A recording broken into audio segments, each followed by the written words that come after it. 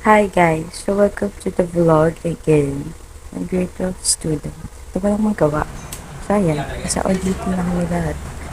Kasi yan, pakipit na si Jess siya si Roche. So ayun nga, nasa kitchen na kami kasi inutusan na rin kami mag-pack ng pancit canton.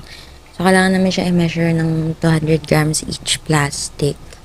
And since wala namang customer, ayan, pinapatulong nila kami para mag-pack ng mga ingredients. Yung minsan repolyo, minsan pinaghihiwa din kami ng carrots.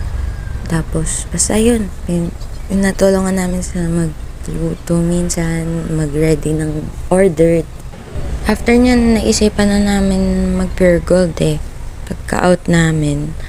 So, ayan, naglalakad na ang person papuntang pure gold. Bili kami ng ingredients and such. Kasi gagawa ako pastillas. So, ayan. Nakauwi na ako, guys. Yes, nakauwi na ang person.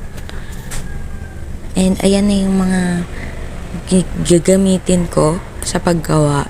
So, ayan, bowl, tas 1/2 na cup, yung small knife, condensed milk, binuksan ko na, and Bear Brand powder, tas Tupperware.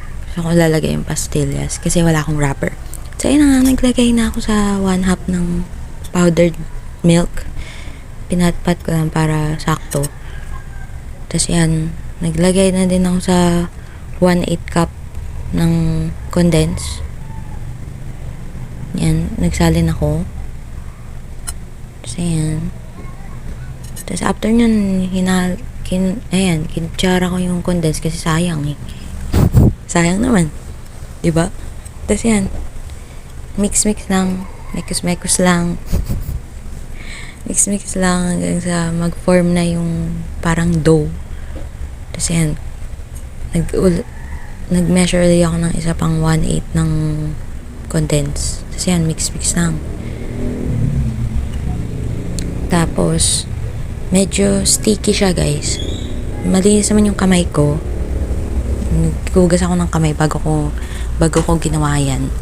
So, masyado siyang sticky, kaya nag-add ako ng onti pang Bear Brand. Ay, powdered milk para. Tapos, masyado pa rin siyang sticky, guys. Kaya, kumuha ko ng 1/4 cup. Tapos, ayan, nilagyan ko ulit siya ng powdered milk.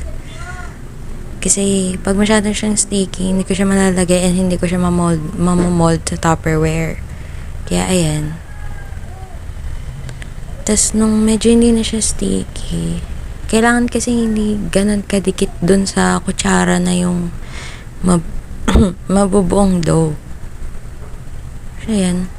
Tinatry ko siya ng kamay ko para malaman ko kung sticky pa ba siya or hindi. Tapos, yan.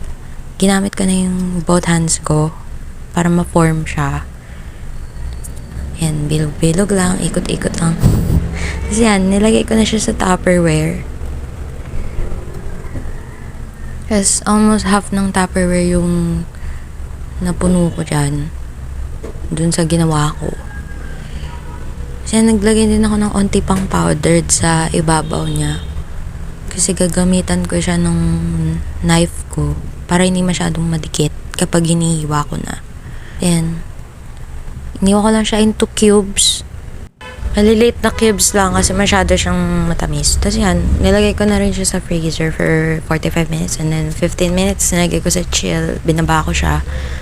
Tapos yan, kumuha na ako ng cube, tinanggal ko yung isa, tapos yan, tinikman ko siya, guys. So, masarap naman. Ayan. Approve. Approve. Masarap siya, guys, sobra.